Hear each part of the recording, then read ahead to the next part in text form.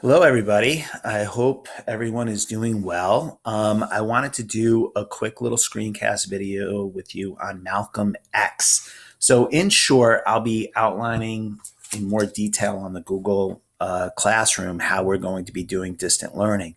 But from time to time, I'm going to be posting these screencast videos. Um, so let's dive into it a little bit. Thing number one, you are going to be watching a biography movie of your choice. You still have the option of picking Malcolm X. I hope you have a chance to find it somewhere. If not, this should model for you how you might look at whatever movie it is that you choose to watch. So let's dive into it a little bit. I am going to try to go quick. Malcolm X by Spike Lee is based on the autobiography written by Alex Haley. We're going to talk more about Alex Haley later. Some little historical nods or references. I thought it was interesting that Spike Lee's production company is called 40 Acres and a Mule. As we know, that was a reference to the failed Reconstruction policy and also came up in Birth of a Nation. All right, so here it goes.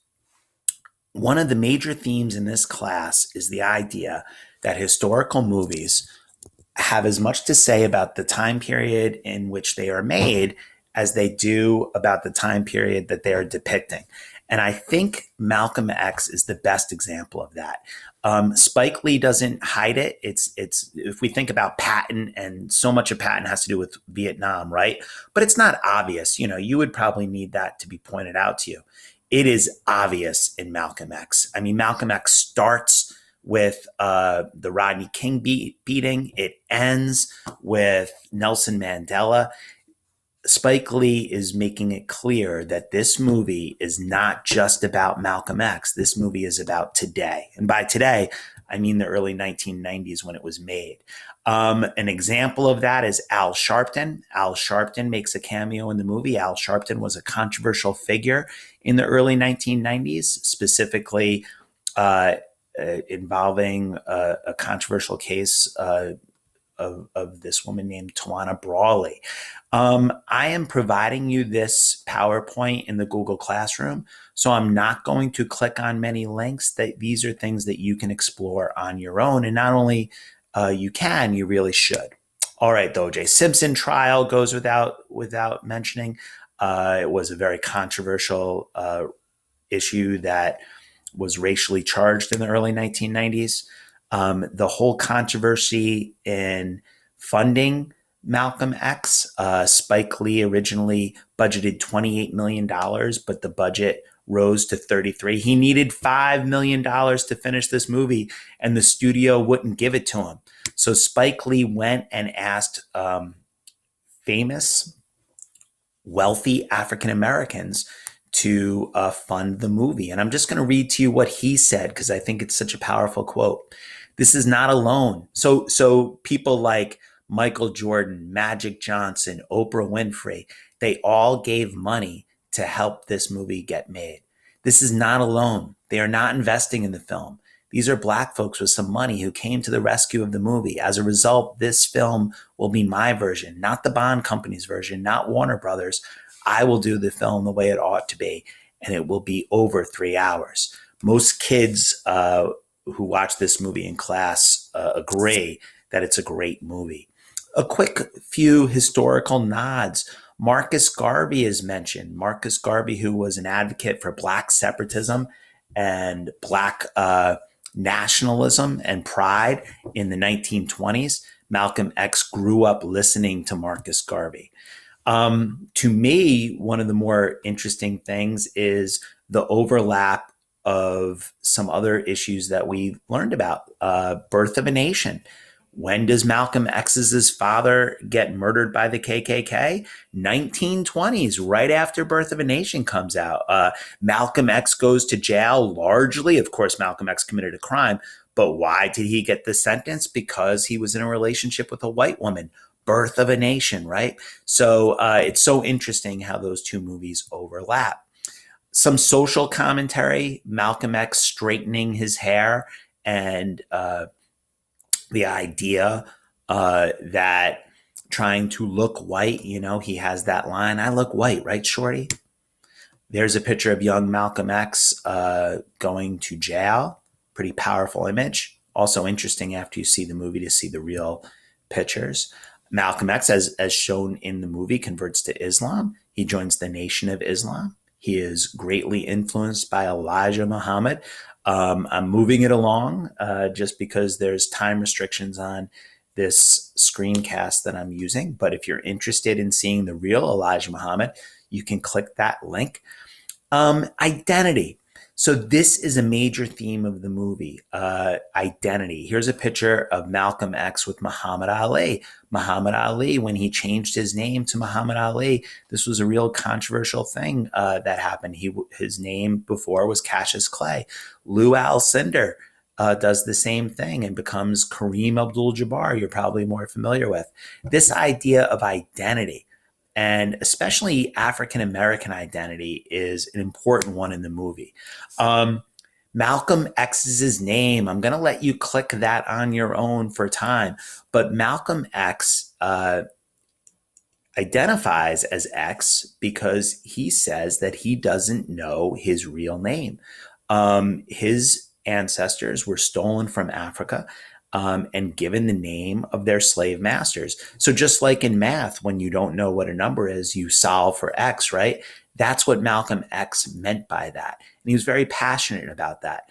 This comes up a lot in the movie. Not only Malcolm X, but also the very powerful scene where he's given a prison number and he refuses to acknowledge that prison number.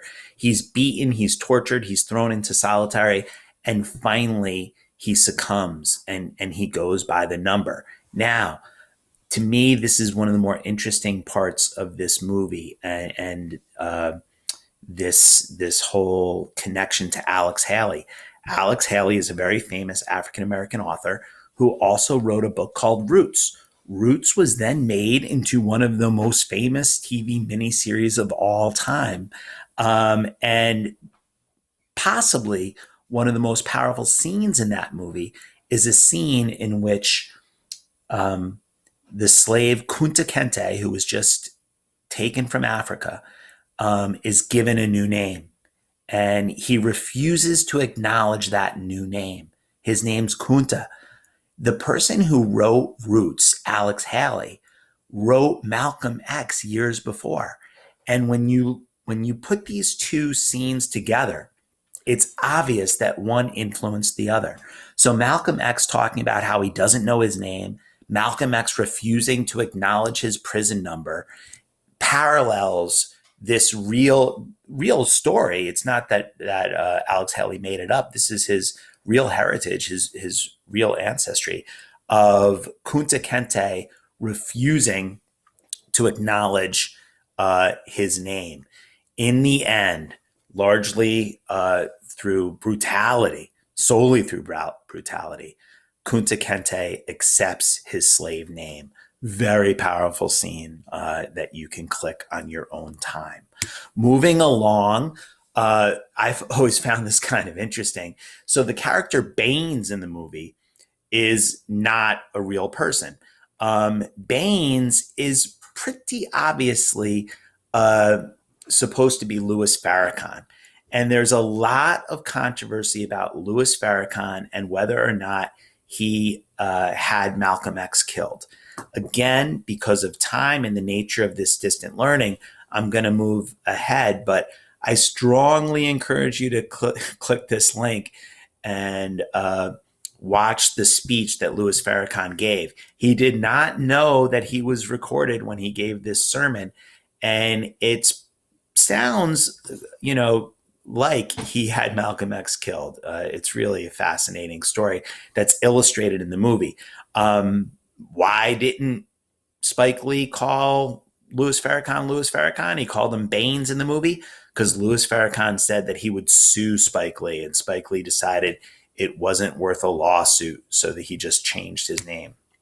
There's a few things in the movie that are alluded to. Malcolm X's most famous saying, "by any means necessary." Malcolm X was famous for saying, "It is criminal to teach a man who is a constant victim of assault not to defend himself." It's interesting. The movie alludes to a little bit of a feud between Martin Luther King Jr. and Malcolm X. Really less of a feud and more of a different view of how to achieve civil rights.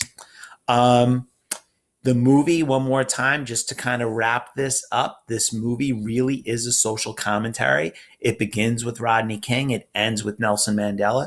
If I told you that a movie began with Rodney King and ended with Nelson Mandela, and then asked you what the movie was about, I would imagine that you wouldn't guess that it was a movie about a 1960s civil rights leader, right?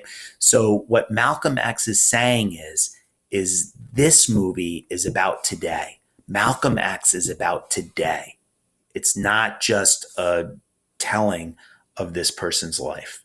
As you watch your biography, think about, I'll talk about this in a second, but as you watch your biography, think about how your movie biography not only relates to whatever person the movie is about, but how does it relate to the time period that it was made? So, to give you two examples of that, Patton, which we did finish in class, has a lot to do with Vietnam because it was made during the Vietnam War. And Malcolm X has a lot to do with the early 1990s.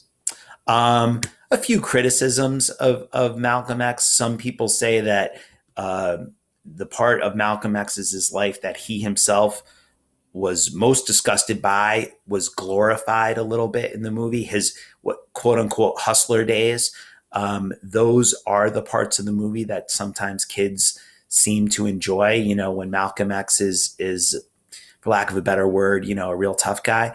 Some people say that that was an over glorification of one of the darker periods of Malcolm X's life. Um, and I guess that sums it up. So if you get a chance to watch Malcolm X, I highly encourage you to do it. It's an amazing movie. It's one that I pick and choose to show in class. But I understand that you're under restraints and you might not have the ability to watch Malcolm X. I certainly don't want anyone to go out and buy it or rent it. You know, you shouldn't have to pay to take this class. But I did provide you with a list of movies that you can watch that I think are excellent biography movies. And of course, you can watch any historical biography movie, even if it's not on the list. I am planning on scheduling a virtual conference with you sometime in the future. Please keep up to date with the Google Chrome, the Google Classroom, and we'll get through this quarantine together. I hope everyone is doing well, and I hope to see you again. I really do.